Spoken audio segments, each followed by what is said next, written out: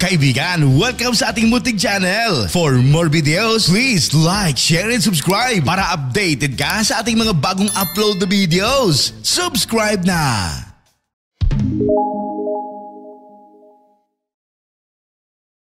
Nagsimula ang palabas kay Tsukasa na napapaligiran ng isang grupo ng mga thug na tinatawag na Yankee. Naghahanda siya upang harapin ang sitwasyon ng walang takot. Ngunit nang ang mga bagay ay lumala nang biglang dumating ang kanyang mga miyembro ng gang. Ang grupong ito sa pangunguna ni Hiro, nakasuot ng matataling na suit, na sinusundan ng isa pang gang na pinamumunuan ni Dano na nakasuot ng itim na jacket. Ang mga lalaking ito ay ang mga pinuno ng tatlo sa pinakakilalang gang sa Hiroshima. Ang tatlong ito ay nagsanib puwersa upang tulungan si Tsukasa sa kanyang pakikipaglaban sa mga Yankees. Sa sumunod na eksena sa nakaraan, ang Gokurakucho ay nakikipagpunyagi sa mga salungatan sa loob ng gang matapos silang marahas na sinalakay ng kanilang karibal na gang.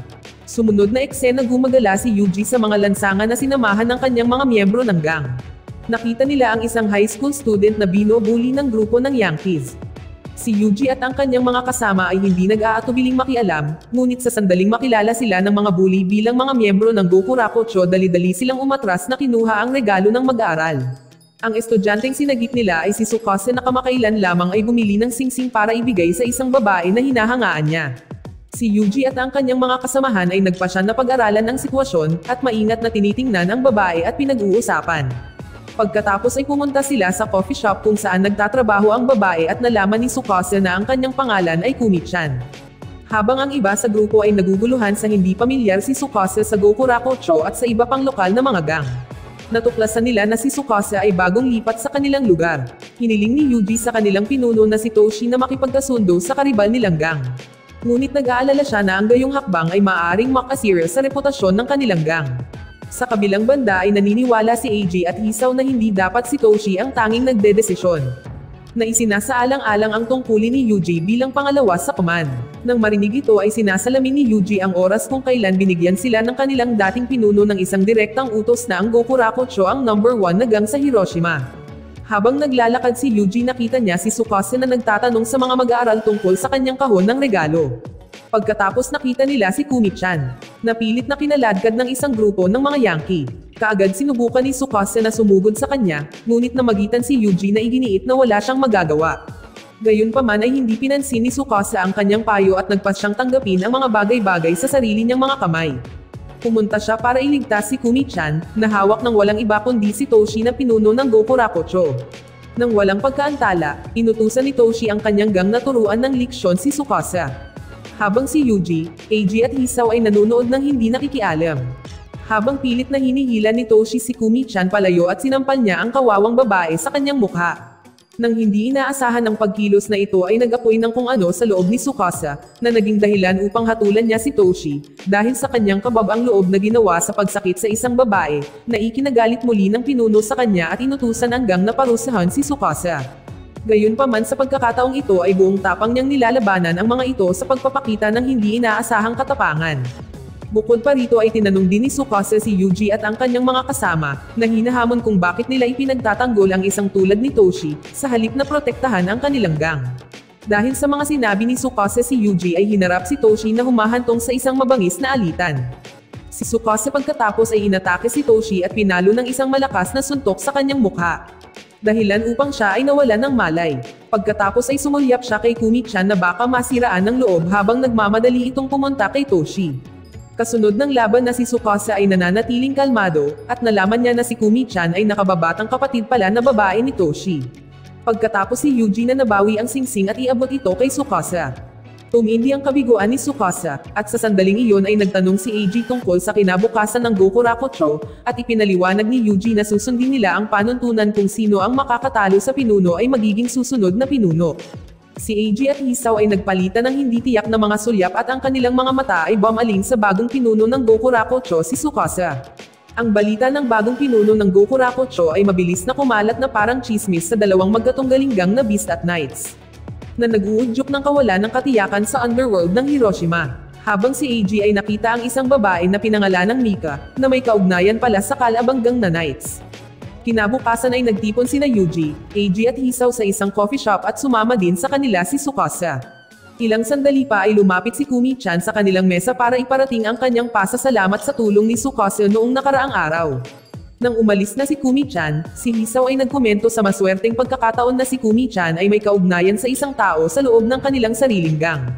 Kung hindi ay hindi pa panhintulutan si Tsukasa na iligtas siya. Si Yuji pagkatapos ay ibinunyag na mayroong isang matagal ng tradisyon na nagbabawal sa anumang romantikong pakikilahok sa isang miyembro mula sa ibang gang upang maiwasan ang mga salungatan. Hindi nagtagal matapos makatanggap si Yuji ng isang tawag sa telepono mula sa isa sa kanyang mga gang associates, na nagpaalam sa kanya na sila ay inatake ng mga Knights, bagaman ng mga Knights ay ang pangalawang nangungunang gang sa Hiroshima. Si Yuji ay matatag na naniniwala na sila ay may mabigat na dahilan para sa ganoong aksyon. Sa ibang lokasyon, ang pinuno ng Knight na si Hiro, ay nag-utos sa kanyang mga kasamahan na sunduin si Mika ang babae na kasama ni Eiji. Pagkatapos ay nagpatuloy siya sa pampublikong pagsaway sa kanya na nagdedeklara na ang pagiging kasangkot sa isang miyembro ng isang karibal na gang, ay lumalabag sa kanilang itinatag na mga patakaran. Sumunod na araw, maiyak na tinawagan ni Mika si Eiji, para humingi ng paumanhin sa pagdudulot ng gulo sa loob ng kanyang gang. Gayunpaman ay binalaan siya ni Eiji na iwasan na ang Gokurakucho, at ikinagulat niya nang tumalikod siya at napagtanto na si Hisao ay nakikinig sa kanilang pag-uusap. Samantala si Tsukasa ay pumunta sa coffee shop upang ibigay ang regalo kay Kumi-chan. Ngunit natagpuan niya ang isang eksena na nadiskubre niyang sinasamantala ni Yuji si Eiji, dahil sa paglabag sa panuntunan ng gang, at binigyan siya ng ultimatum na tapusin ang relasyon nila ng babae. Sa galit at lumabas si Eiji sa coffee shop, kasama si Tsukasa na nakasunod sa kanyang likuran. Habang nag-uusap ang dalawa, napag-alaman na noong unang mag-cross ang landas ni Eiji at Mika, ay nasugatan siya pagkatapos ng away sa kalye. At si Mika lang ang babaeng huminto para tulungan siya. Ipinagtapat ni Eiji na hindi niya alam sa una na nauugnay siya sa Knights. Ngunit kahit na matuklasan ang kanyang kaanib sa gang ay hindi niya nagawang iwan siya. Dahil nahulog siya ng gusto kay Mika, na humantong sa kahihinatnan ng kanyang makasariling mga aksyon na humantong sa pag-atake sa kanyang mga kaibigan, ay inamin din niya na nakaramdam siya ng sakit sa kanyang sarili. Kalaunan ay nakaupong mag-isa si Yuji sa coffee shop, nang biglang sumugod si Hisao sa kanya para maghatid ng agarang balita, na tinipon na ng mga Knights ang kanilang mga miyembro ng gang at nagpaplano ng pag-atake mamayang gabi na posibleng tina-target ang Gokurakucho. Samantala tinawagan ni Eiji si Yuji para humingi ng tawad para sa kanyang mga aksyon at pagkatapos ay gumawa ng mahirap na desisyon na wakasan ang relasyon nila ni Mika. Pagkatapos ay tumungo siya sa punong tanggapan ng Knight upang makipag-usap sa kanilang pinuno na si Hiro at nakiusap sa kanya na itigil ang planong pag-atake sa Gokurakucho. Dahil sa nakipaghiwalay na siya kay Mika. Sa kasamaang palad, hindi nila balewalain ang mga sirang alituntunin ng gang at sa halip ay inutusan ang kanyang mga gang na disiplinahin siya, at tiniis ang isang malupit na pambubugbog hanggang sa sumugod si Tsukasa, Yuji at Hisao upang makialam. Hindi partikular na tumatanggap sa ideyang ito at ang sitwasyon ay lumala sa isang pisikal na paghaharap. Sa huli ay nagtagumpay si Tsukasa na talunin ang gang ng Knights sa laban. Ngunit pagkatapos ay mapagpakumbaba siyang yumuko sa harap niya na humihingi ng kapatawaran para kay Eiji. Ilang sandali pa ay dumating si Mika at lumuhad din sa harap ni Hiro, na nagsusumamo para sa kanyang pagtanggap kay Eiji. Nakakagulat na ipinagtapat niya ang kanyang pag-ibig para sa kanya tulad ng ginawa ni Eiji. Sa isang hindi inaasahang pangyayari ang pinuno ng Knights ay biglang umalis na iniwan silang sundin ang kanilang mga puso at gumawa ng kanilang sariling mga pagpipilian. Kasunod ng mga pangyayaring ito si Tsukasa ay sumama sa kanyang mga kasama sa coffee shop. Habang nandoon ay ibinalita ni Yuji ang kapangahasan ng kanilang karibal na gang na si Kina ng ahas na Homanin ang Beast. Si Tsukasa na nananatiling walang kamalay-malay sa pagkakaroon ng mga lokal na gang ay ipinakilala sa nangungunang ranggo ng Beast sa Hiroshima at makapangyarihang gang na may halos 3,000 na miyembro. Sa headquarters ng Beast na si Kazu, ang pangalawa sa command ay minarkahan si Kiss bilang ang pinakabagong gang na kinuha nila sa ilalim ng kanilang kontrol. Sa sandaling iyon ay nakatanggap si Kaori ang kasintahan ng pinuno ng balita ng kanilang kamakailang mga tagumpay laban sa 3 iba pang mga gang, na binibigyang diin ang kanilang malaking kapangyarihan at pangangibabaw sa Hiroshima. Pagkatapos si Sakuragi, ang pangatlo sa command ay lumapit kay Kazu na nagpahayag ng kanyang pagnanais na target ang Gokurakucho, na ngayon ay bumangon upang maging pangalawang pinakakilalang gang sa Hiroshima matapos talunin ang pinuno ng Knights. Gayunpaman pinayuhan siya ni Kazu na umiwas sa Gokurakucho na nagbubunyag ng kanyang pakikipagkaibigan kay Yuji. Gayunpaman si Sakuragi na iginiit na dapat isantabi ang mga personal na damdamin pagdating sa usapin ng gang. Sa araw na namamasyal si Yuji at ang kanyang mga kasama sa mga kalye nang bigla silang nilapitan ni Kazu. Habang ang dalawang magkaibigan ay may pribadong pag-uusap, ay ibinunyag na nag-cross ang landas ni Kazu sa pinuno ng Beast na si Dano at labis na humanga sa kanyang lakas. Kung kaya't pinili niyang sumali sa gang na iyon, sa halip ay nilapitan ni Kazu si Yuji na may kahilingan sa kanyang gang na sumali sa Beast. Sa ibang pagkakataon ay napag-alaman na ang Goku Rakucho ay nanatiling hindi nagagalaw sa ngayon, dahil si Kazu na nagsisilbing pangalawa sa command ay napigilan ng iba na kumilos. Ngunit pagdating nila ay natuklasan nila ang kanilang mga kapwa-miyembro ng gang na brutal na sinalakay ng Beast. Bilang tugon, diretsyong hinarap ni AG si Yuji na nagtatanong kung niloloko sila ng kanyang kaibigan na si Kazu.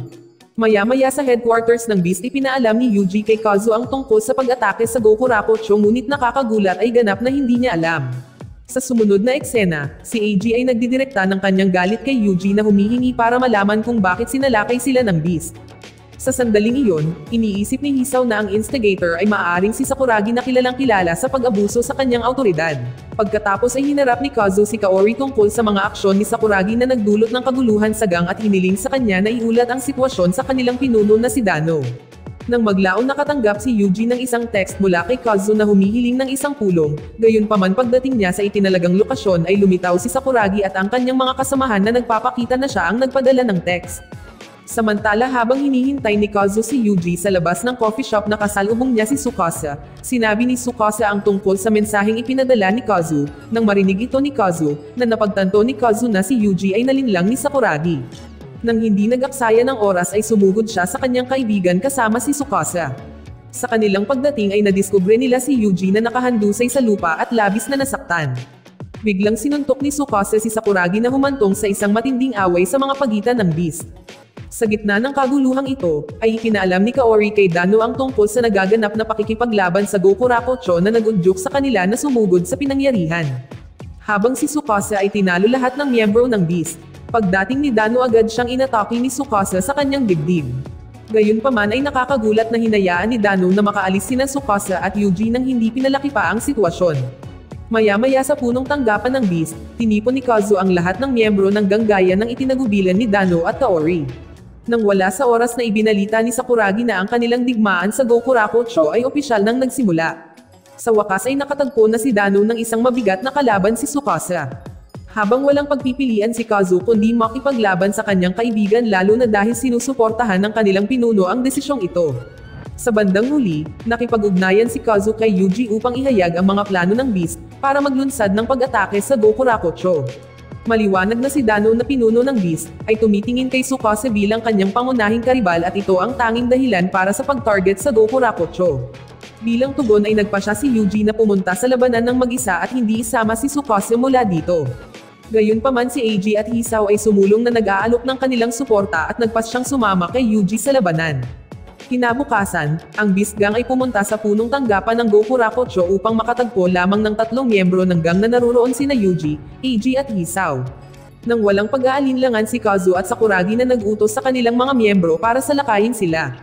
Habang si Tsukasa ay walang kamalay-malay sa pag-atake ay pumunta sa coffee shop para hanapin ang kanyang mga kasama. Buti na lang narinig ni Kumi-chan si Yuji na tinatalakay ang kanilang mga plano para sa labanan. Kaya ipinaalam niya kay Tsukasa ang tungkol dito. Sa gitna ng kaguluhan na buong tapang na nilabanan ni Yuji ang bawat miyembro ng Beast. Sa kalaunan ay humarap siya kay Kazu. Habang si AG at Hisao ay matapang na lumalaban sa mga umaatake, habang si Dano ay nanonood mula sa gilid. Sa mismong sandaling iyon ay dumating si Tsukasa sa punong tanggapan at nahaharap sa paningin ng kanyang mga kaibigan sa malupit na pag-atake ng mga Beast. Nang walang pagkaantala, itinoon niya ang kanyang paningin kay Dano, na sabik na naghihintay sa kanilang paghaharap. Matindi ang laban sa pagitan ng dalawang pinuno ng gang.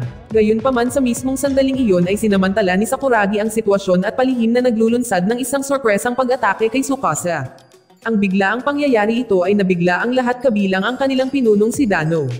Bago pa mapahamak si Sakuragi ni Tsukasa, si Dano mabilis na nakialam sa pamamagitan ng isang suntok na napakalakas na nagpabagsak sa kanya sa lupa, at pagkatapos ay hinatulan niya si Sakuragi dahil sa paggamit ng maruruming taktika sa pakikipaglaban. Sa isang mabait at magalang na kilos na iniabot ni Dano ang isang kamay kay Tsukasa upang tulungan siyang makabangon. Na malinaw na nagpapakita ng kanyang hindi pagsang-ayon sa mga aksyon ni Sakuragi. Bukod pa rito ay nag-alok siya ng paghingi ng tawad para sa palihim na pag-atake ni Sakuragi at nagpa siya na wakasan ang labanan sa Goku Rakucho. Kasunod ng mga pangyayaring ito si Tsukasa at ang kanyang mga kasamahan ay pumunta sa coffee shop. Si Tsukasa pagkatapos ay nagpahayag ng kanyang pasasalamat kay Kumi-chan para ipaalam sa kanya ang tungkol sa laban.